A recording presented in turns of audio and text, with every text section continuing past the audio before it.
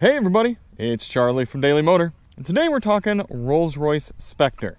In this video, we're going to go over a little bit of just what makes the Spectre an amazing car, to how both Rolls-Royce and the Spectre in particular justify some of my complaints and critiques throughout reviews of other cars, and then kind of wrap up with what makes the Spectre so good. So let's get into it. First off, I should point out that this is the first car that my wide-angle camera drastically distorts, because this thing is huge, just over 17 feet long. These are actually the longest doors on sale today, and of course they are the coach-style doors that Rolls-Royce is known for. Pop them open like so. Look at the size of these bad boys. And a beautiful white and nice light wood grain interior. I'm a big fan of this spec. When I read the name of the color online, I looked it up and I thought, that doesn't look very exciting. I've seen some pretty dramatic dark green Spectres and pinks and golds, but this one is actually a really classy spec. And what it is the blue itself isn't very exciting, but it's set off by these chrome accents, these 23-inch chrome wheels, which look fantastic here in person. I'm a big fan. These little bits of accent pinstriping and then just the general body lines of the car, it really sets it off in a classy way with this color. The Spectre is Rolls-Royce's first electric vehicle, and electric makes a lot of sense for a Rolls-Royce. We're going to talk about that near the end when we're kind of wrapping up our thoughts on the Spectre as a car in general.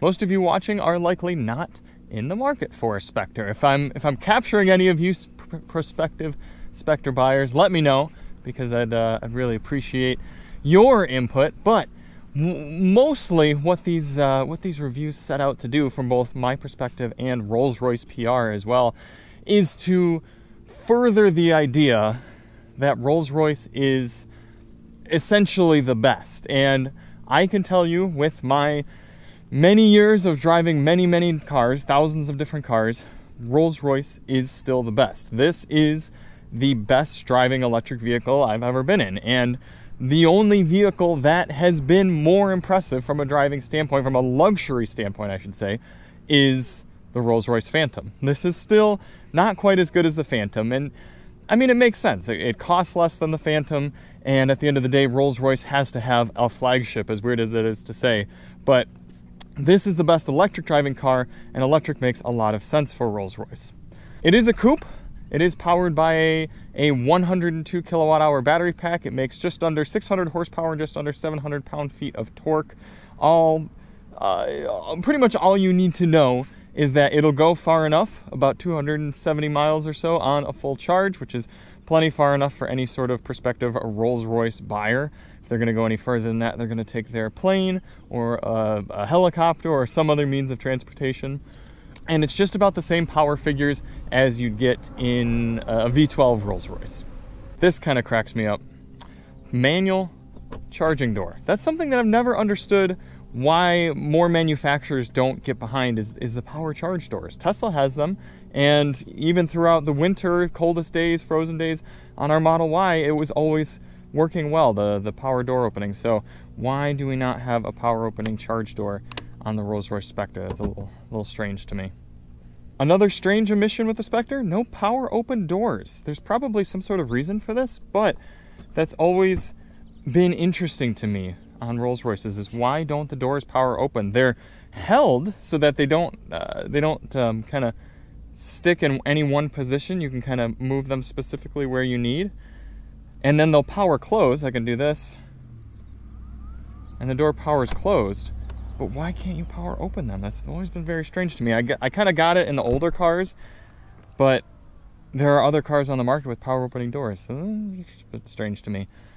But again, the beauty and the attention to detail, still top notch. Very impressive. Very nice feeling leather.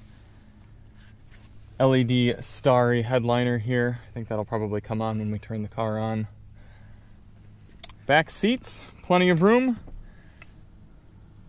It's still a nice place to be, a nice console area with climate controls, vents, a center console, but obviously nothing like a Cullinan or a Phantom. But this is one of the few Rolls-Royces that is designed to be driven. So this is the type that someone's actually going to own and probably drive themselves. And so yeah, the two-door coupe works. Remarkably large steering wheel, but still thin. And we're going to talk about that a little bit here with some of the things that Rolls-Royces do that I think make a lot of sense that I talk about with other cars that they don't do, and ways that cars could be more like Rolls-Royce, if you will. But a very thin to grab steering wheel, well, maybe not very thin, moderately thin, but very thick wheel in general, in diameter. And a lot of very classic controls. Look at this. Still physical climate controls right there for driver and passenger. Physical audio controls. Still have track selection buttons. An entirely new Spirit infotainment system. Check the link below if you'd like to see our sound system test where we cover the 18-speaker bespoke audio system as well as a light look at the infotainment system. A nice digital gauge cluster that really doesn't show you all too much more than you need to know. I appreciate that. There we go. You can see a little bit of the LED starry night. I might have to throw some night footage up there into that. Another curiosity with the Spectre is what we see under the hood. This is a massive hood. I mean, we're talking about 6 feet or so of total hood length. And I was curious. I'm like, okay, well, probably not going to have any sort of storage up there, but what is up there? Metal bits.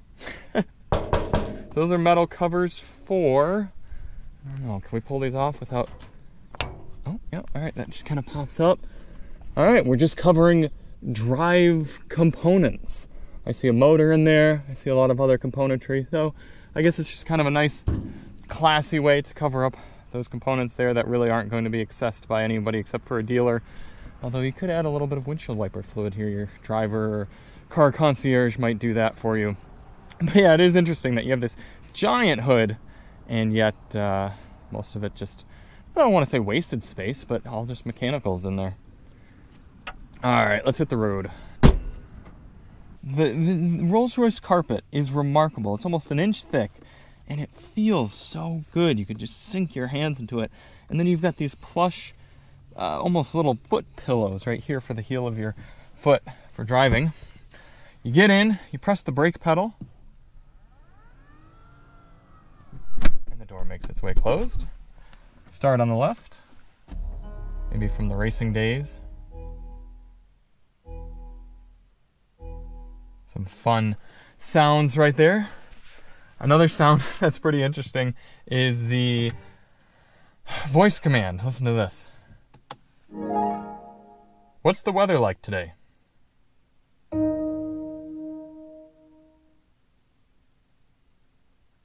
Today it will be partly cloudy in Rancho Santa Margarita with temperatures between 52 and 75 degrees. Those little flourishes crack me up. There are a lot of elements of a Rolls-Royce that, incidentally, I critique other vehicles on. And it's not that I'm saying other cars should be like the Rolls-Royce. What I'm saying is that a lot of complaints or critiques I have on other cars are remedied or are not existent in Rolls-Royce products. So what I interpret that as is a Rolls-Royce is the best you could get in a production car on 4 wheels here, mass market production car. And Rolls-Royce is doing things this way, so why are other brands doing it different? I'm not talking very expensive, crazy luxury type things. What I mean are simple things such as physical volume control. Big, large, in the middle of the dash, easy to get to for both the driver and passenger, as well as clickable buttons on the steering wheel. No sort of haptic buttons, anything like that. Physical climate control adjustments. I mean, it's not even digital at this point. I have to manually turn a knob in order to get my air conditioning to turn on.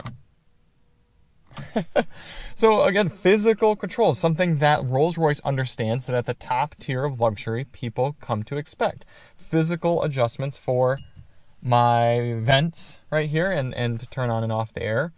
Manual physical locks. Very satisfying.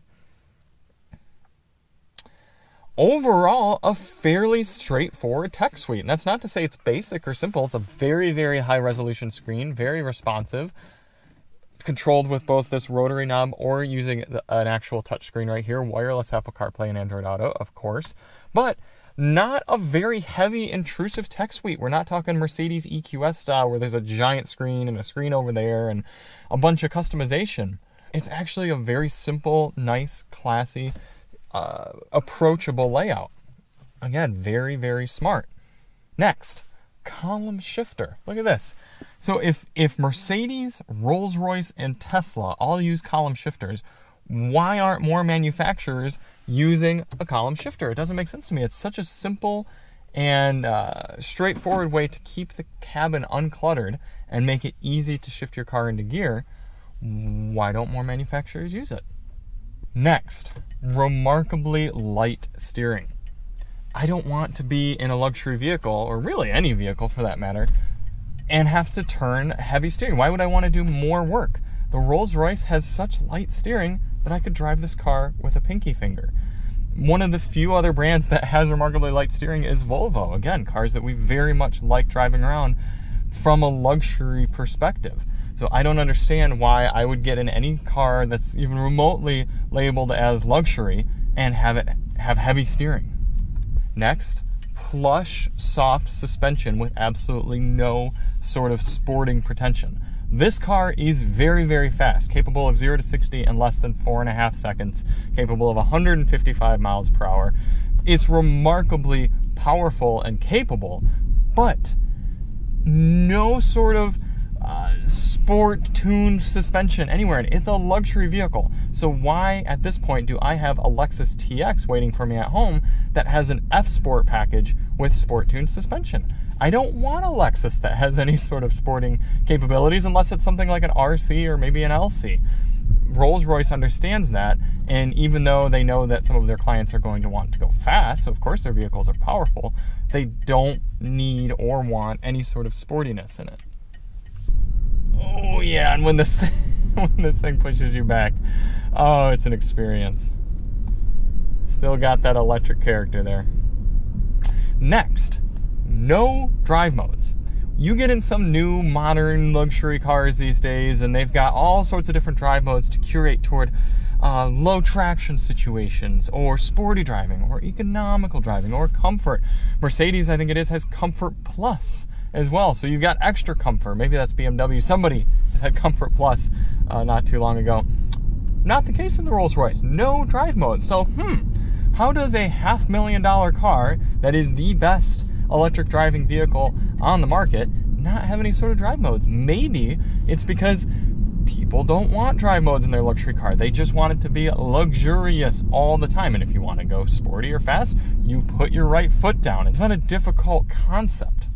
The three main elements that make the Rolls-Royce Spectre so fantastic are: one, ease of use. You get in, you put your foot on the brake, the door closes for you, you put the car, you press the start button, you put it in gear, and you drive away. For being such an advanced and top tier and expensive sort of car, there's actually a remarkably shallow learning curve on how to drive it. A big tell for that to me is when Alyssa gets in the car, how easily can she understand how to work things from her side? If she gets in a new vehicle and she's trying to adjust her climate control or her seat or something in the infotainment, and it's difficult for her to figure out how it works, she gets frustrated. She doesn't care for the car. I know that when she got into this, she said everything just fine. It was very straightforward and easy, and a luxury product shouldn't require 2 hours of sitting in the dealership being told how to use your vehicle.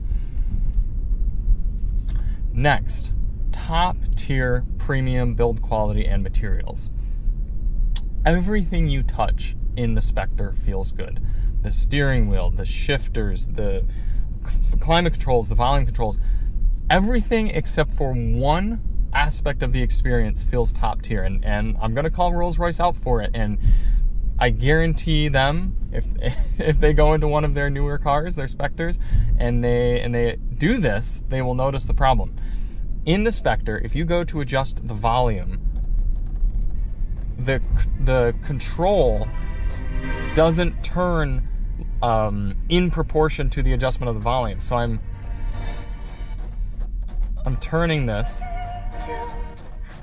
and the volume is jumping all over the place. It's making not smooth adjustments. And it sounds super petty, but if you experience it in person, you actually turn the volume knob here. Look at that. Spinning it like that should result in maximum volume.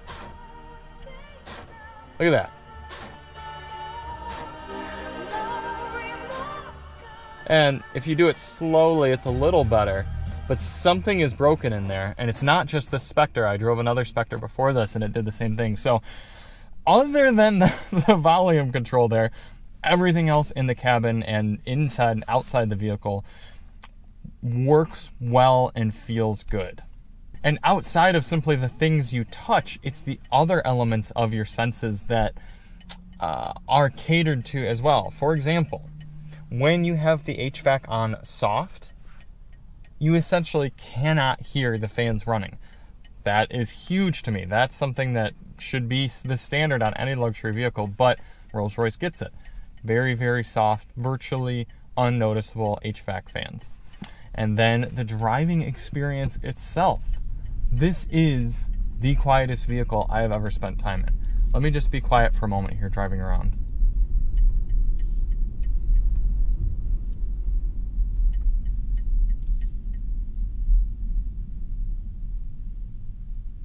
And that's with my HVAC fan running. It's so nice to be in here driving that there have been times where I have not wanted to be home yet because I'm so both comfortable in the seats and comfortable in the quiet cabin. It's so nice to be in here.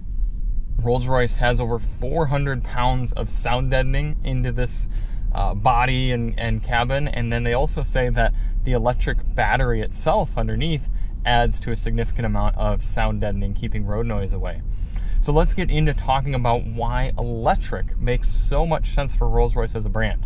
Rolls-Royce has stated that they're going to be all electric by 2030, and that goal seems more both attainable and common sense to me than I would say any other brand out there.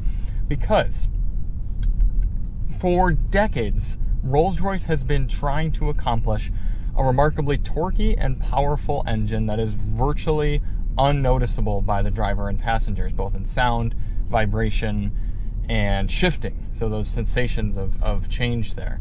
They've been trying to create very, very subtle takeoff feelings and any sort of shifts in either direction they don't want their riders or drivers to feel.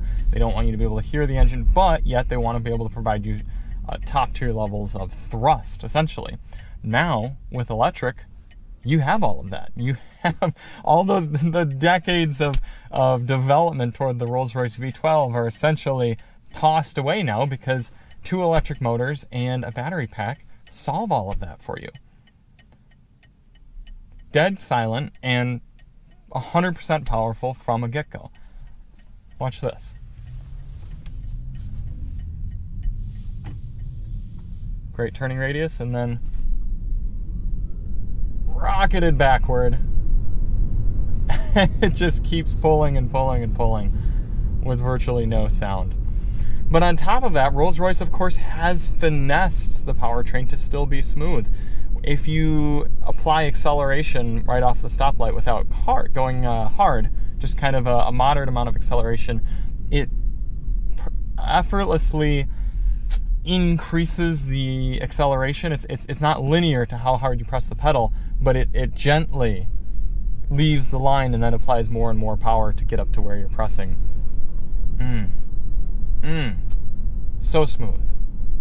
Now, I know that fuel costs aren't exactly the pinnacle importance for somebody who can afford a $500,000 car, but whether you're looking at driving through the lens of environmentalism or economic viability, the Spectre and Rolls-Royces in general being electric makes so much more sense than gasoline, because This car weighs a lot. It weighs about 6,600 pounds, if I remember correctly. And by both accelerating with electricity, but then being able to slow down and regenerate kinetic energy back into the battery, that allows this car, that would be one of the least fuel efficient vehicles on the market. If you go and look on EPA.gov and you look, or fueleconomy.gov, I suppose, and you look at some of the least efficient gasoline cars on the market, they're nearly all Rolls-Royces. Not the case with the electric Rolls-Royce, because you're getting to recuperate so much of that kinetic energy. This, over my few hundred miles of having it, has averaged 2.5 miles per kilowatt hour, which comes out to about mid-80s mpge. All of that is to say, that's really not that bad of a figure for something that would be at the very, very bottom. I mean, lower than full-size trucks in a gasoline version. So you're able to have a remarkably powerful and smooth powertrain that's still not all that inefficient in the grand scheme of things by using electric. The question that I get more than any other question when I have a Rolls-Royce test vehicle is it worth it? And that's a poor question. It really, really is. First of all, you've stated no audience. Is it worth it to me? Is it worth it for you? Is it worth it for Bill Gates?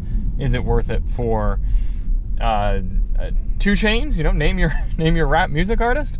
That's going to be different for everybody. What I think they mean is the $500,000 price tag for this justified. I think that's more of the term that they're thinking of. Is it justified compared to maybe a very nice vehicle that costs a quarter of the amount of this car?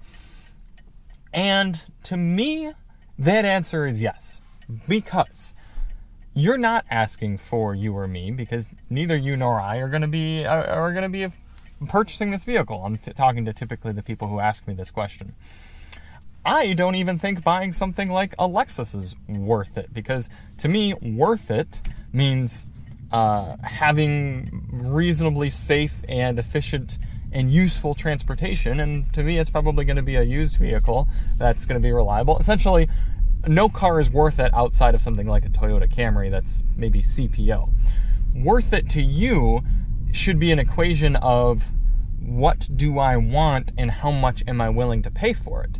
Somebody who's buying a Rolls-Royce wants the best. So to them, yes, having a car that is the best is worth any sort of price to them, because they're paying for the best. And at the end of the day, it's not the cost that matters, it's the product. So there is no worth it equation for them right there. What they would really be asking is it worth it to me to get the Rolls-Royce over anything else? Not at a certain cost. They want to know, I want the best car, so what's worth my time and effort and acquisition needs and the process I have to go through to acquire the vehicle, is that worth my time to get the Rolls-Royce Spectre? And to me, if you want an electric vehicle, yes, the Rolls-Royce Spectre is worth it. Are you okay with a coupe?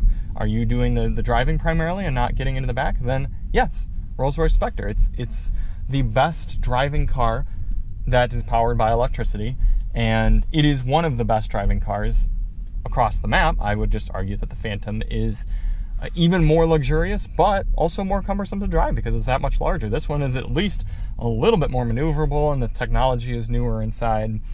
Just a little bit less quiet and a little bit less smooth. If this is a 98%, then the Phantom is 100. There's nothing better than the Phantom. So I'm going to miss this car. I mean, there's no getting around it. It's the best. It's anyone who tells you otherwise is, I have to say it, mistaken. And there are, of course, reasons you would not buy this car, but if you want the best electric vehicle, then is it worth it? Yeah, it is. But Rolls-Royce, next time, let's do some power opening doors, or maybe I just need to be explained why we don't have power opening doors. Fix the volume knob, and then we're all the way there. So thank you all so much for coming along and watching. If you do want to see more on the Spectre, check the link below. We've got that bespoke audio review, and we'll see you on the next one. I'm Charlie from Daily Motor, and as always, best EV on.